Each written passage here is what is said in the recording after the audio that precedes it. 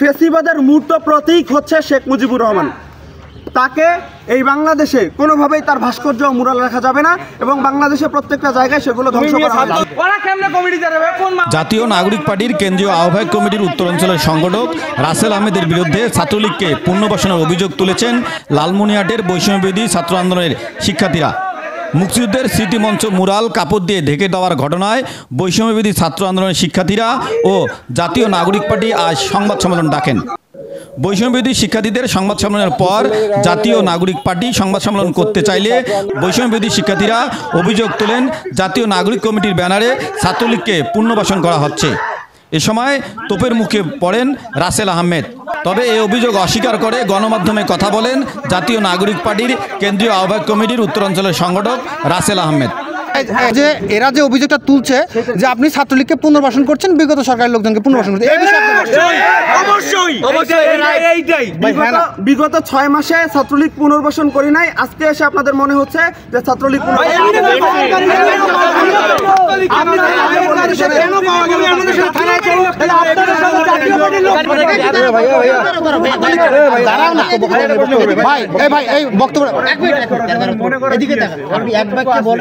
আপনাদের কাছে ব্যানারটা ছিল সেটা ওই ছাত্রলীগের হাতে কেন? ভাই আমার কথা শুনেন, আমি এখানে আসছি, আসার পথে আমাকে জেলা প্রশাসন থেকে বলা হয়েছে যে ভাই আমরা একটু কথা বলি এবং তাদের সাথে কথা বলতে আসছি।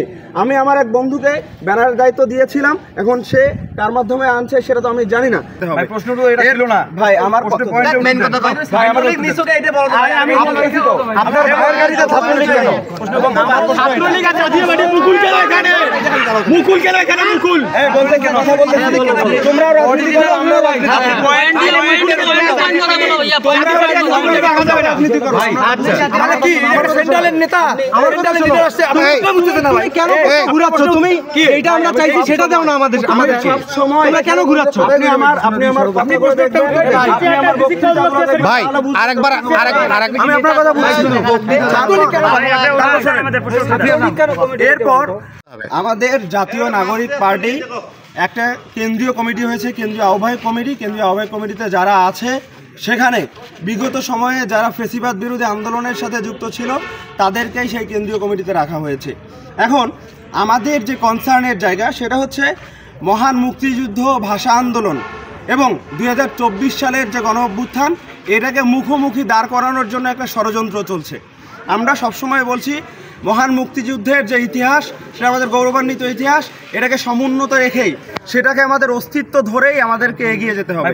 আমাদের যেহেতু মুখোমুখি দাঁড় করানোর চেষ্টা করা হচ্ছে এবং আমরা সবসময় বলছি ফেসিবাদের মূর্ত প্রতীক শেখ মুজিবের অস্তিত্ব যেন বাংলাদেশে না থাকে এবং আমরা সবসময় বলছি এবং বাংলাদেশে তা হয়েছে, শেখ মুজিবের ছবি এবং মুরালগুলো ভেঙে দেওয়া হয়েছে। এখন পর্যন্ত যেটা দুঃখের বিষয় সেটা হচ্ছে লালমনিরহাটে এখনও শেখ মুজিবের ছবি বহাল তবিয়তে আছে। এটা আমাদের লালমনিরহাটের যারা ছিল এবং সবার ব্যর্থতা।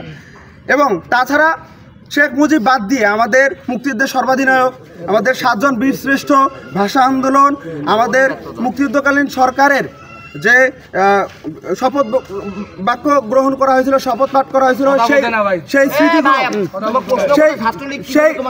আমি শেষে আসতেছি, সেই স্মৃতিগুলোকে এখনো এখানে ধরে রাখা হয়েছে। শেখ মুজিবের সেই ছবি বাদ দিয়ে আমাদের তো বাকিগুলোর সাথে আমাদের কোনো মতানৈক্য করার দরকার নাই, বাকিগুলোর সাথে তো আমাদের এখন সাংবাদিকের অ্যানসার আপনি দিচ্ছেন। হ্যাঁ যাচ্ছি, এখন আমার অ্যানসার আমি যাচ্ছি। আপনার গাড়ি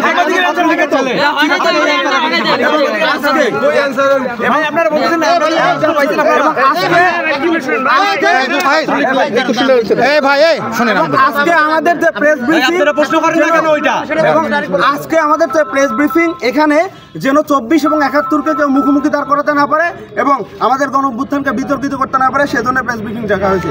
এবং আপনার যার কথা বলছেন আমি এখন পর্যন্ত জানি না যে সেখানে আসছে। যে এরা যে অভিযোগটা তুলছে যে আপনি ছাত্রলীগকে পুনর্বাসন করছেন, বিগত সরকারের লোকজনকে পুনর্বাসন করছেন, বিগত 6 মাসে ছাত্রলীগ পুনর্বাসন করি নাই, আজকে এসে আপনাদের মনে হচ্ছে যে ছাত্রলীগ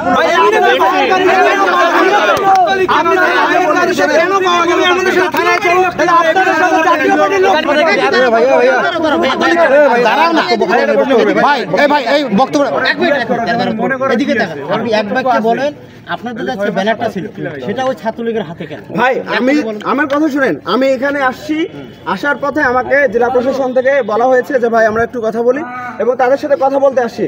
আমি আমার এক বন্ধুকে ব্যানারের দায়িত্ব দিয়েছিলাম, এখন সে কার মাধ্যমে আনছে সেটা তো আমি জানি না। আমার এলাকা থেকে কিছু মানুষ এসে এখন শুনুন, আপনার বন্ধু তো অভিযোগ করেছে ছাত্রলীগ নিয়ে আসতে, সেই ক্ষেত্রে আপনার বক্তব্য কি? ছাত্রলীগ যদি এখানে এসে থাকে এবং সে যদি গণ অভ্যুত্থানে আমাদের আন্দোলনে আমাদের ভাই দাঁড়ান ভাই আমার সাথে আসছে, আপনার ভাইয়ের গাড়িতে আমার ভাই আমার ভাই এনসিপি কখনোই আওয়ামী লীগ এবং আওয়ামী লীগের দোসরদেরকে জায়গা দিবে না এবং তাদেরকে পুনর্বাসন করবে না। পাশাপাশি আজকে সে যদি দোষী হয়ে থাকে এবং গণ অভ্যুত্থানে আমাদের আন্দোলনকারীদেরকে সে যদি হতাহত করে থাকে এবং গণ অভ্যুত্থানের বিপরীতে দাঁড়িয়ে, গণ অভ্যুত্থানের বিরুদ্ধে দাঁড়িয়ে, আন্দোলনের বিরুদ্ধে দাঁড়িয়ে কাজ করে থাকে, তাহলে অবশ্যই তার শাস্তি হওয়া দরকার এবং শাস্তি হতে হবে। এবং মুরালটা সম্পর্কে মুরালের ব্যাপারে এই শাস্তির দায়ভার কি তারাও না? এবং মুরাল এই শাস্তির দায়ভার রাসেলরাও। এই গণ অভ্যুত্থানে আমাদের 5ই আগস্টের পর আমরা সবসময় বলেছি ফেসিবাদের মূর্ত প্রতীক হচ্ছে শেখ মুজিবুর রহমান। তাকে এই বাংলাদেশে কোনোভাবেই তার ভাস্কর্য মুরাল রাখা যাবে না এবং বাংলাদেশে প্রত্যেকটা জায়গায় সেগুলো ধ্বংস করা হবে।